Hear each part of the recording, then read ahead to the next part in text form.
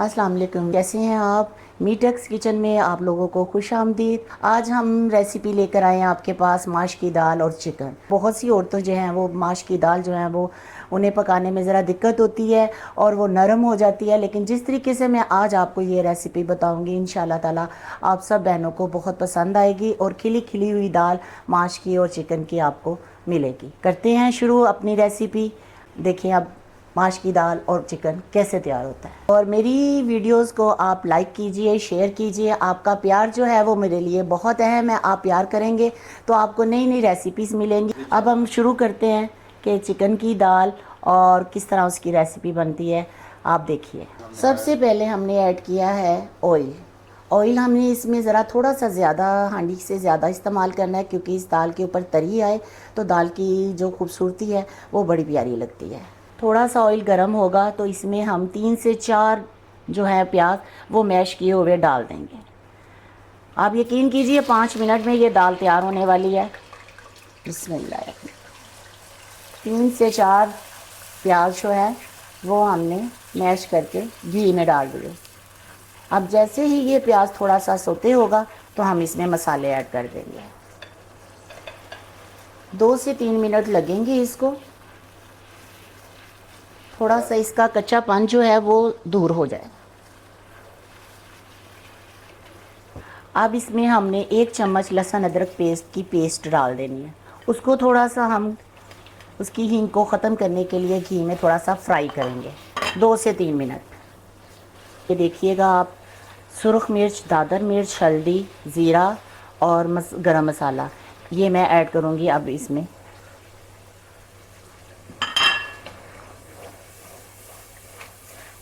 इसके साथ ही मैं चिकन और टमाटर की प्यूरी डालूँगी। ये आपके सामने ये चिकन है। चिकन के छोटे छोटे से बिल्कुल मकई के दाने के जितने आपने उसके पीसेस कर लेने हैं। इसमें जो चिकन के छोटे छोटे पीसेस हमने डाले हैं वो हाफ़ बॉईल करके हमने रखे हुए हैं। आपको पता है कि बोनलेस चिकन हो तो वो मसाले में हो जाता है, लेकिन इसको थोड़ा सा हमने बॉईल किया हुआ है, ये अपने जहन में रखिएगा। अब इसके साथ ही हम टमाटर की प्यूरी डालेंगे 2 चम्मच।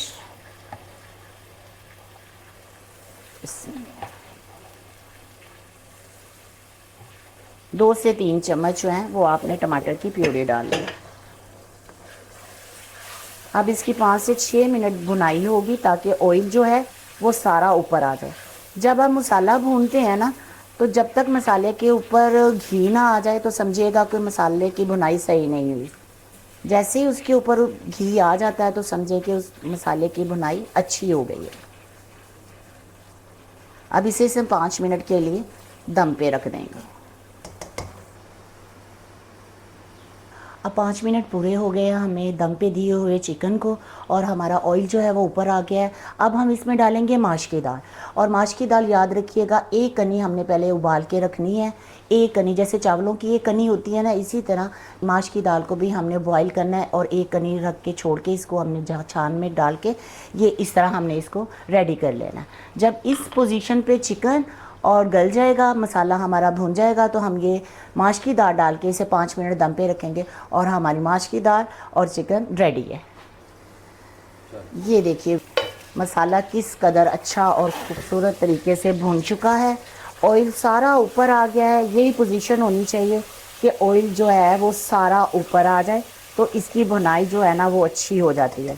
अब मैंने जैसे आपको बताया कि 1 कनी दाल को बॉईल करके वो हम इसमें ऐड कर देंगे। प्लेट को अच्छी तरह साफ़ किया करें कि अल्लाह का रिज़्क है तो ये ज़ाया ना हो।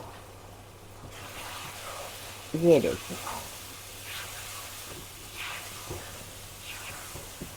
आपको ये दाल और चिकन जो है वो खिला खिला नज़र आएगा, चिपका हुआ बिल्कुल भी नहीं होगा। जैसे अक्सर माश की दाल जो है वो लेस छोड़ देती है और चिपक जाती है। आपको इस तरह का कोई भी इस रेसिपी के तहत अगर आप बनाएंगे अपनी माश की दाल और चिकन को, तो यकीन मानिए आपकी माश की दाल बिल्कुल भी नहीं चिपकेगी और खिली खिली बनेगी जैसे चावल बनते हैं। इसे 5 मिनट हम दम पे रखेंगे। 5 मिनट के बाद हम इसमें डालेंगे पिसी हुई कसूरी जो मेथी है, उसके साथ इसका जायका और अच्छा आ जाता है। हमारी रेसिपी ना भी तैयार है। जी वीवर्स, हमारी माश की दाल आलमोस्ट रेडी हो चुकी है। मैं आपको दिखाती हूँ कि माश की दाल कितनी खूबसूरत डिश आउट हुई है। इसमें लास्ट में ये हमारी रेडी है, माश की दाल और चिकन।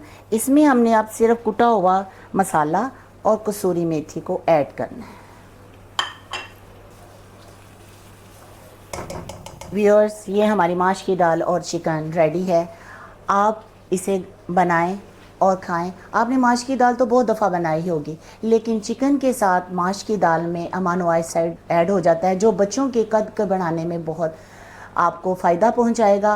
और बहुत से विटामिन इसमें आ गए हैं जो कि चिकन के साथ ऐड हुई है माश की दाल, तो इसमें बहुत से विटामिन हैं। आप इस तरीके से माश की दाल और चिकन बनाएं और इंजॉय करें और दुआओं में हमेशा शामिल रखें। और सब्सक्राइब करना ना भूलिएगा, इससे मुझे हौसला मिलेगा कि मेरी जो रेसिपीज़ है वो आप देखते भी हैं और फॉलो भी करते हैं। सब्सक्राइब करेंगे तो नेक्स्ट हमारी जो एपिसोड है वो आपको आपके पेज पे नज़र आ जाएगी। लाइक भी कीजिएगा और शेयर भी कीजिएगा, और मुझे कमेंट्स में लाजमी बताइएगा आप किस शहर से मुझे देख रहे हैं और आपको कौन सी रेसिपी पसंद है, और वो मैं आपको बना के दिखाऊंगी। अपने कमेंट्स में मुझे ज़रूर बताइएगा, फ़ीडबैक दीजिएगा, ये मेरी हौसला अफजाई होगी। बहुत शुक्रिया। अल्लाह हाफिज़।